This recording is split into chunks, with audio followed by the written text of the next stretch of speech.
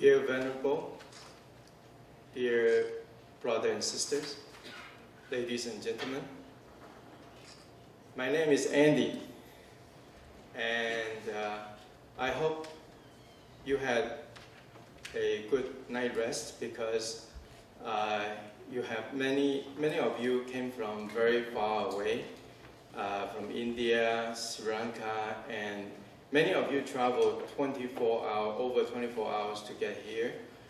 And especially, Kikuchi-san from Japan, when there's a typhoon in Japan, and we were wondering if she really can make it here, but she made the effort to come here. All of you, when I look at the emails, and I saw many of you addressed to me and said that you were all very excited to come here. With all the travel for you to get here, I really deeply appreciate. And for me, really the most important thing is for you to be able to bring something back with you that is valuable. And so today, what we are going to do is we have prepared a program to help benefit all the Buddhists in the world. And we also would ask you to help us to help you. And so I want to say that,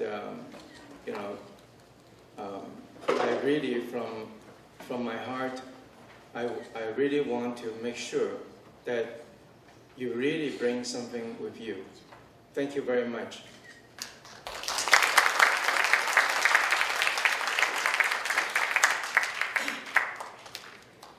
Thank you, Brother Andy. You are an inspiration for all of us. Next, I would like to introduce to you the host of this venue, President Otto Chan of the University of the West. Dr. Chan is a reputed accounting professional and educator. He got his PhD degree from University of Illinois. Before becoming the president of University of the West, he was dean of Indiana University Purdue Business School. Dr. Chan's specialty is using Buddhist approach to economics and management. Just what we need for this forum. Now, Dr. Chan, please.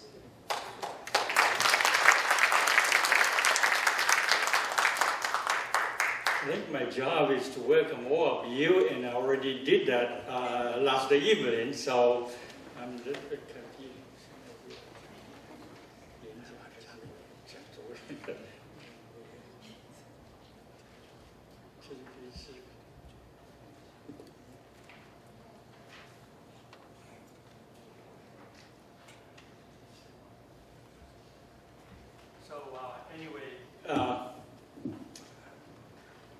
I think the organization of this forum is designed this way.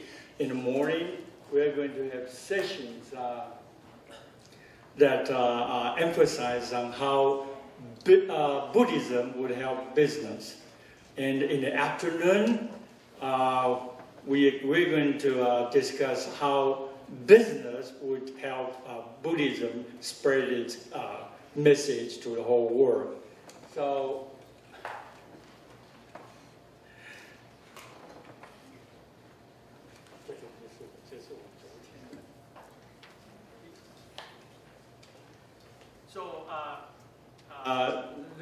As I said, there's some confusion about which slide I should speak, but so this is the welcome message that I actually had yesterday, so I don't know whether I should repeat it.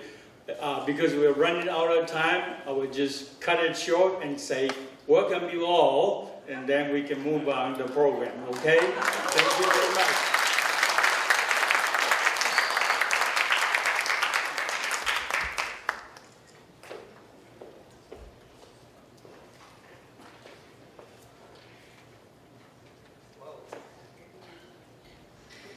Wow, that was quick. But you had a presentation on how Buddhist practice can help manage your business. Dr. Chan, are you not going to present it now?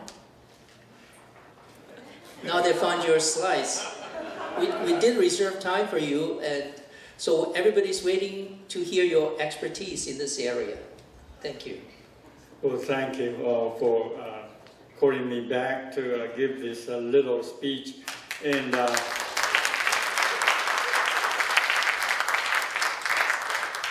again, I will make it very short. Okay. Basically, the assignment for me is to convince you why practicing Buddhism makes you a better business person. So this is actually for those audience that's here that are practicing in the business area or themselves are successful. Maybe some of them are already successful and don't really need to hear from me. So if you think about what a successful business needs to do, well, these are the things they need to do. First, understand and assess market and business. They need to understand their client, where their market is, right? And then they need to assess their own strength and weaknesses. And then, after that, they needed to build a team with diverse talents. And they also need to motivate people to work at their full potential. They can make right decisions, and they have to make right decisions without a blind sight or biases. They cannot make or they cannot afford any mistake when they make their decision. They need to concentrate on their core business, where they can do better than other business, right? And then they have to keep calm by themselves when there is an economic downswing or upswing. And then, most important, they have to innovate and develop new product or service. So these are what the successful business need to do. So what kind of things that, if you practice Buddhism, how that can help you achieve all those things? Let's take the first thing they need to do. Understanding and assess market and business environment and their own strengths and weakness. Well, they need this kind of ability. For example, they need to see the reality without delusion. Also, they need ability to see their own strengths and weakness. Now, this requires a lot of self-reflection.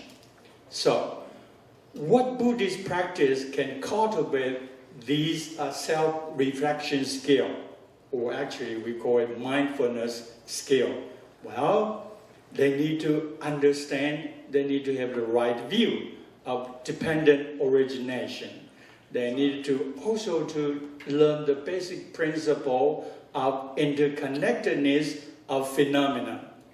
And they need to actually cultivate insight or analytical medications. So now let's consider the second requirement that a successful business need to do.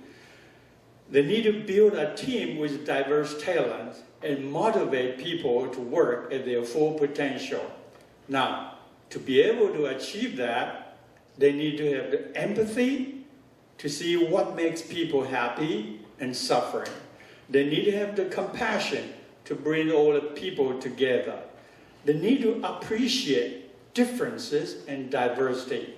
So, what Buddhist practice is best for cultivate that kind of skill? Well, the answer is, and all of the Venerable did that very well, is meditation on compassion. So, if move on to the next business skill. For example, if business want to make right decision without any bias, any mistakes, okay, they need to have the ability to be free from delusions and biases, and the ability to concentrate on their task. So, again, what Buddhist practice can cultivate that kind of required skills? Well, and again, Old Venerable has done that very well here, is insight meditation or analytical meditation, and also you need to be good in right thought and right concentration.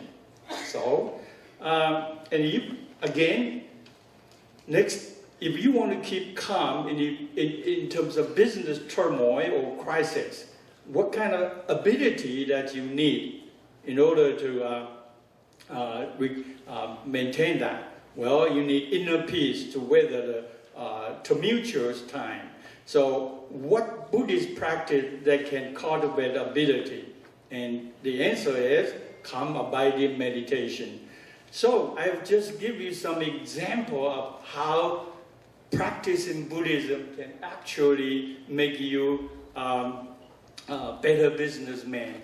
And there will be more expert and professional from the business in the morning that will illustrate, because what I'm talking about here is just theoretical, and because I'm a scholar, I actually don't do business, but there are we have invited several successful businessmen to illustrate further how they apply Buddhism into business. So thank you very much, and I hope that's good. You in the Chinese old saying, I'm throwing out a stone, hopefully I can get a jade in return. So that's what I'm going to